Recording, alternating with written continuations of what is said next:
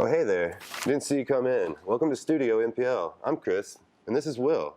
Hey guys, today we're going to show you how to use an Xbox Kinect to 3D scan and print your friends, make little models like this.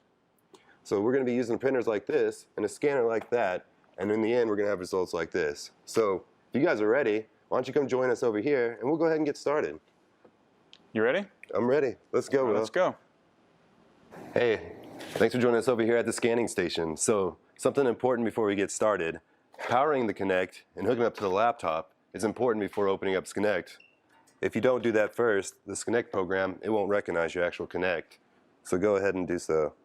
So once you've opened up Kinect and you notice that the sensor is detected, you want to press New to start a new scan. You click Start, and here's where you're going to ensure that the subject you're scanning is appearing green.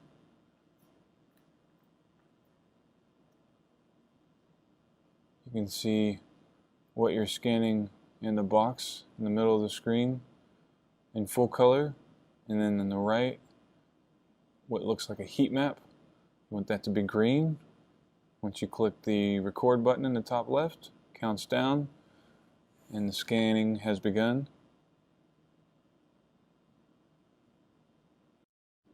You want to make sure the whole time you're doing it that what you're scanning appears green. Chris is keeping the scanner pretty much perpendicular to who he's scanning or what he's scanning, not tilting the scanner but keeping it straight on. Notice that I'm holding the cords and laptop out of the scan.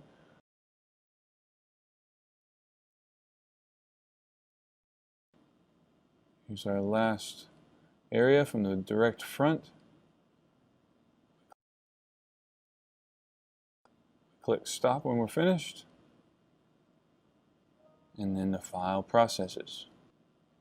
You can see the grayish or light gray model in the center there. And there's even a set of lines or dots that trace the movements made with the scanner. And then click Process. Click Watertight under Mesh, and it will further process the model. Make sure that it's 3D printable and fill in any tiny gaps that it may have missed during the scanning process.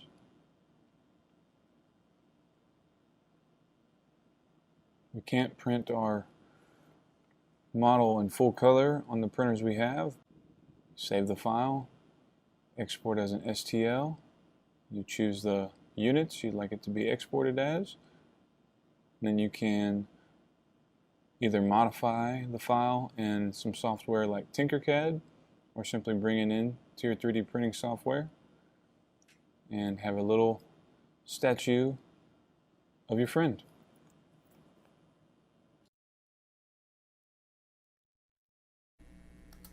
Setting up your file to print in the MakerBot software.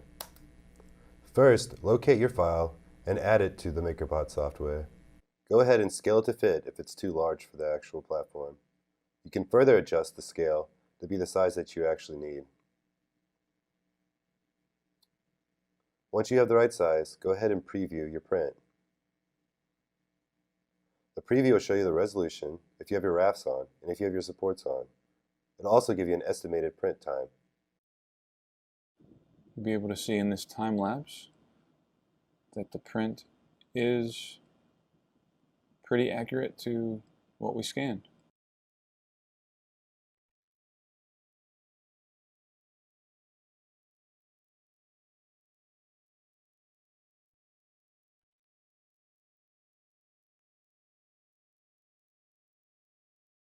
Okay guys, thanks for joining us on our first episode here at Studio NPL. Chris, did you learn anything?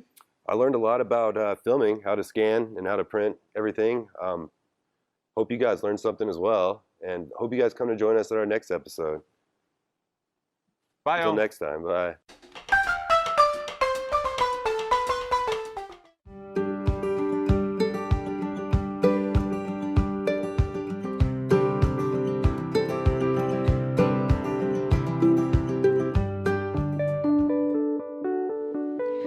think banana split, you might not think healthy, but substituting plain non-fat Greek yogurt for ice cream will turn this dessert into a much healthier alternative. Greek yogurt has been strained, making it thicker than other yogurts. This can help make it seem closer to the real thing, especially when you're serving your little ones. It is high in protein, which can help you to feel fuller longer. It also serves as a good source of calcium and probiotics, which are good for your bones and your gut. This recipe should only take you about 5 minutes to prepare. You will need a knife, cutting board, measuring cup, spoons, and plates. Make sure that you are using safe knife practices by cutting away from yourself on a steady cutting board.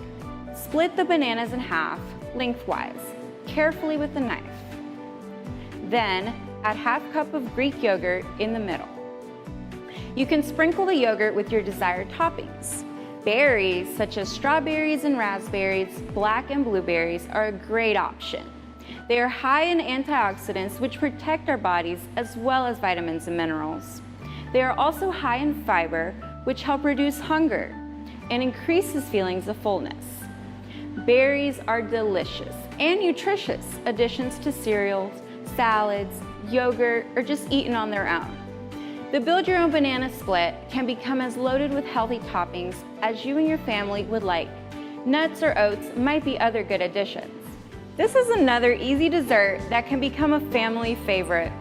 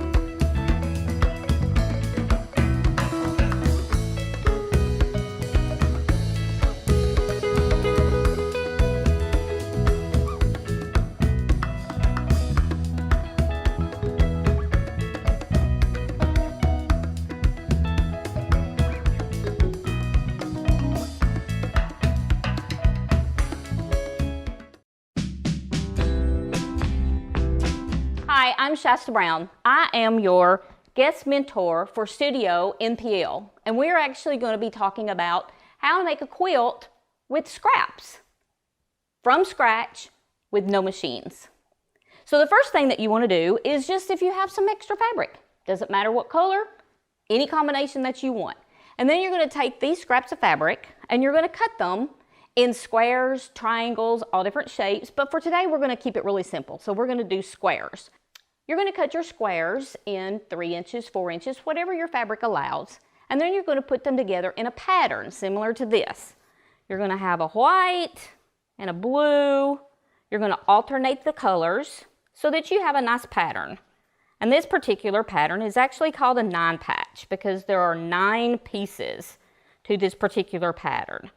And then once you get those cut, you're going to start sewing them together. You're going to end up with something similar to this. Anybody can do it. It's a straight stitch, needle and thread, put the 2 pieces together, sew them, and then open them up and sew the next one. Once you get all of your pieces sewn together, you can start to get a bigger and bigger and bigger quilt, however big you want it to go. And this is what your grandmas and grandmas did.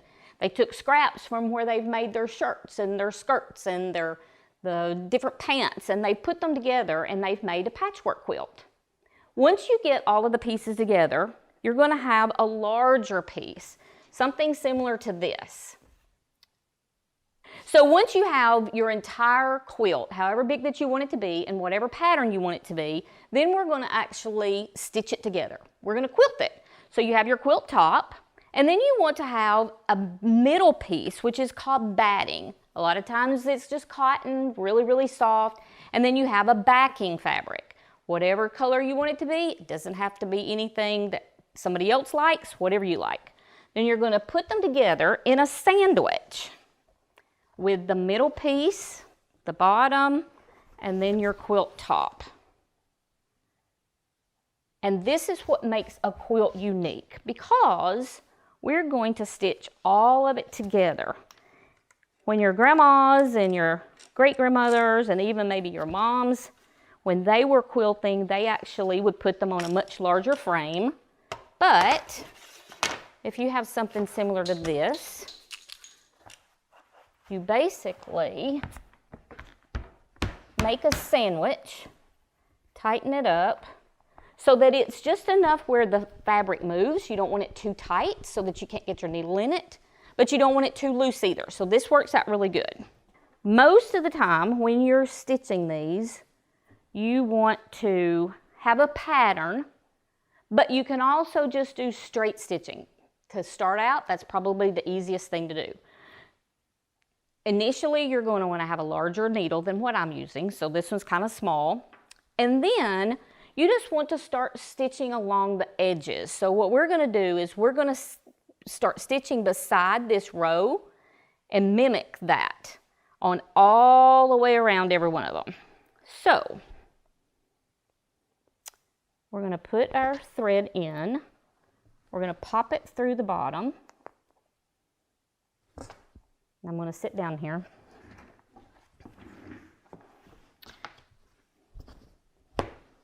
If you have a smaller one,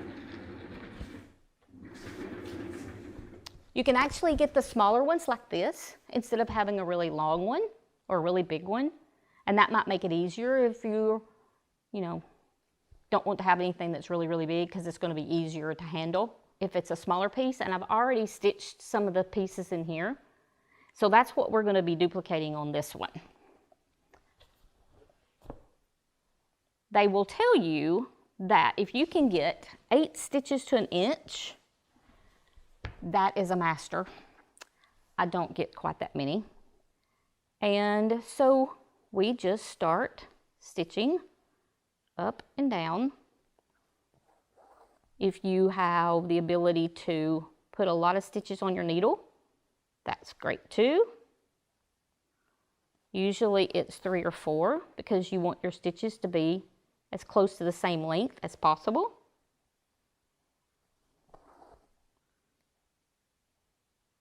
And you can also draw designs if you wanted to have something different than a straight line.